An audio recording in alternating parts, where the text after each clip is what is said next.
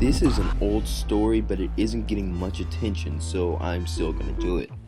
Around the middle of July, the DEA raided multiple legal marijuana dispensaries in the Washington state. For those of you who don't know, last November, the states of Washington and Colorado legalized the recreational use of marijuana using the 10th Amendment, aka states' rights. States' rights basically allows all states to individually come up with laws that don't apply with the original Constitution. And because our founding fathers had nothing against American hemp and actually grew their society off of it, states have the right to choose whether or not they want to legalize marijuana. So if they are protected by the Constitution, how is the White House able to legally crack down on the dispensaries? Well, it wasn't legal. Technically, they have the elastic clause, which allows the federal government to make laws to counteract anything impeding on their duties.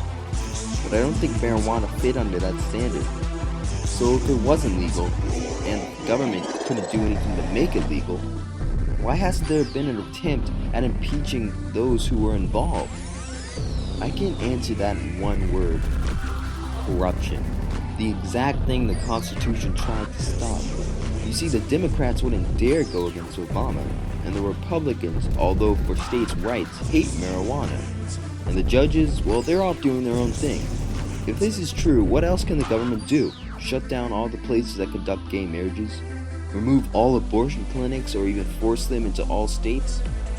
While that is unlikely, if history repeats itself, it is very possible. Anything that your home state does that the government doesn't like, they can take away.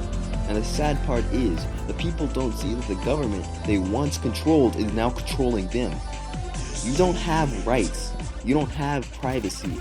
Do you realize that we live in a country that has killed an underage American civilian with a clean conscience? Look at the story with Alawaki. Everywhere you look, you see corruption and greed and selfishness, and the only way to stop it is with protests loud enough that they can hear our cries. That is why groups like Anonymous shouldn't be considered terrorists. That is why Edward Snowden should be considered a hero, because no one is speaking out. And if no one is speaking out, the government can trample us and our rights, and our security, and our safety. And if we can't let that happen. I'm running out of script here, but I'm really pumped. I can't. I just need a way to let all this information out. Think about all those people who ran those dispensaries. That's how they made a living. But the government, they didn't care.